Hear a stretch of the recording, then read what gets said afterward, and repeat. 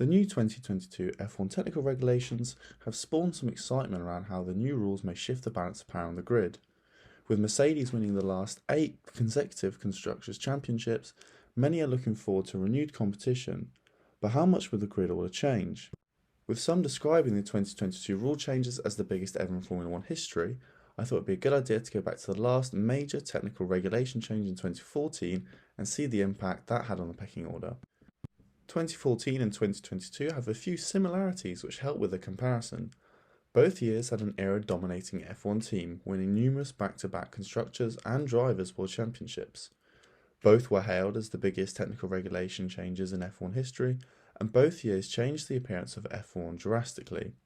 We all know about the 2022 rule changes off by heart by now, with all the attention the media has given it, but what about 2014? So let's ask ourselves, what were the 2014 rule changes and why were they put in place? 2013 marked the 4th consecutive year of Sebastian Vettel winning the most points and claiming the Drivers' World Championship, with his team Red Bull winning their 4th consecutive Constructors' Championship. This dominance was against the ethos of F1, and with Sebastian Vettel winning 13 of the 19 races in 2013, the FIA decided something had to be done to bring back some of the spectator excitement. This came at a time where the world had begun to take climate change a bit more seriously, and a shift away from gas-guzzling engines was taking place all over the automotive industry. In order to keep F1 exciting, appease the more environmentally aware fans, and make the technology produced by F1 relevant, the FIA decided to hit 2 birds with one massive regulation overhaul. So what exactly were they? The biggest and most significant change to the cars was the power unit. F1 cars from the 2006 to the 2013 seasons had a naturally aspirated 2.4 litre V8 engine, producing roughly 750 horsepower, with an 80 horsepower KERS boost for 6 seconds a lap. This was all changed in 2014 when a new 1.6 litre turbocharged hybrid engine was announced, with forced fuel induction, meaning more fuel can get into the engine more quickly, increasing the power. These engines produced 600 horsepower because of the litre deficit, but had a 160 horsepower electrical system, which could be used for 33 seconds a lap, meaning these engines made 760 horsepower for roughly 1/3 of the lap. This electric boost was called ERS, Energy Recovery System, and was comprised of 2 parts, the ERS-K and the ERS-H. These 2 ERS are part of the same system, but are produced from 2 completely new power unit components, the MGU-K and the MGU-H. The MGU-K is similar to the old KERS system, whereby energy lost in the braking is collected and stored as electrical power, ready for use in acceleration. The MGU-H, however, was a completely new technical innovation, and used excess heat from the exhaust gases to generate electricity for the same purpose. All of these made the cars much more fuel efficient. And speaking of fuel, there's less. Much less. Ever since 2014, the cars were only allowed 100 kilograms of fuel per race, compared to the roughly 160 kilograms of fuel typically used per race in the season prior. A lot of innovation had to go into making these engines much more fuel efficient.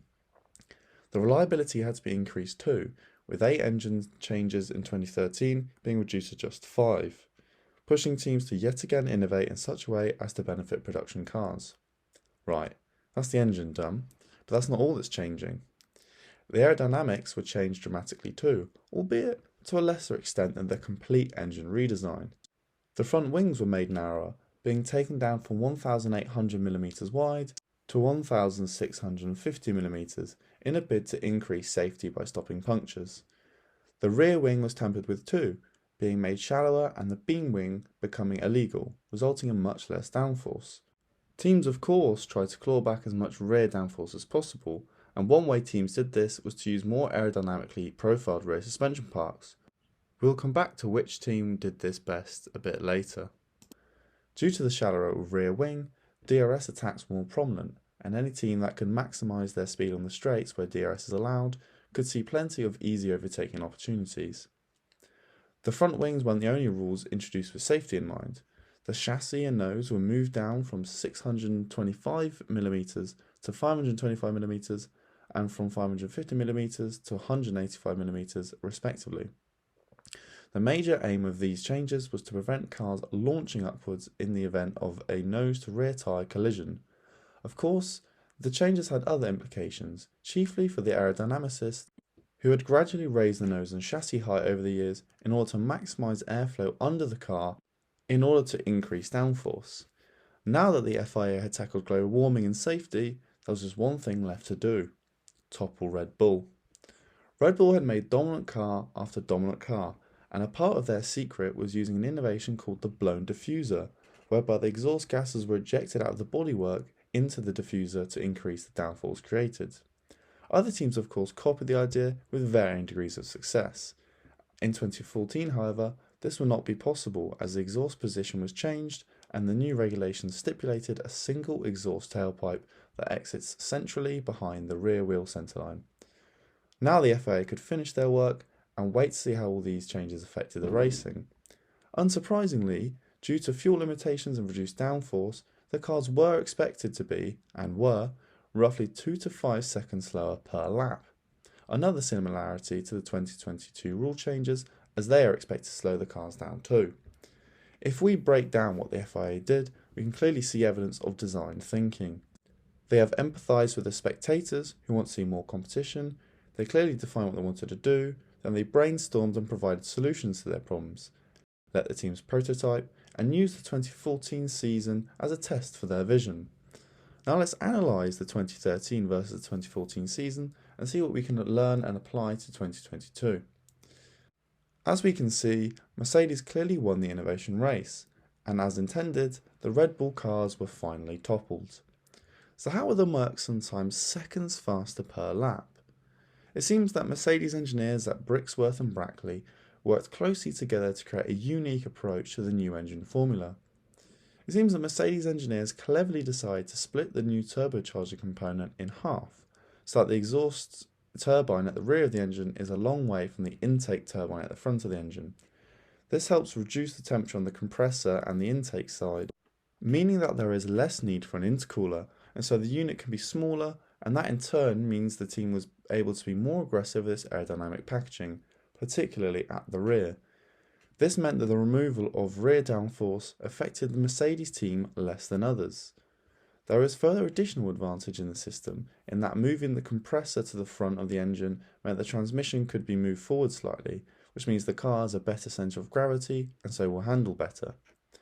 Mercedes showed real resilience with innovation with their 2014 season, as they had to overcome 4 years of underperformance before finally producing a championship winning car. It is a perfect example of design thinking mindset, as equal shares of optimism, iteration, creativity and learning from failure had to come together to produce the result demonstrated by the commanding 2014 championship win. Teamwork, self-awareness and problem solving are also key traits of Formula 1 teams, and Mercedes managed to nail these skills before producing an engine that had roughly 100 horsepower more than the average. If we apply what we've learnt to the 2022 season, we can expect a large reshuffling of the order, as teams' competing designs battle for top spot, and with no time to copy and adapt cars to the most successful designs, we can expect a large variation of pace as we saw in 2014. Teams that work well on a budget and have strong aerodynamic facilities are expected to make big leaps towards the front of the grid. Mercedes, however, will most likely remain near the front of the grid as the engines haven't changed, and that is one of the prevailing reasons for the Mercedes dominance over the past 8 years.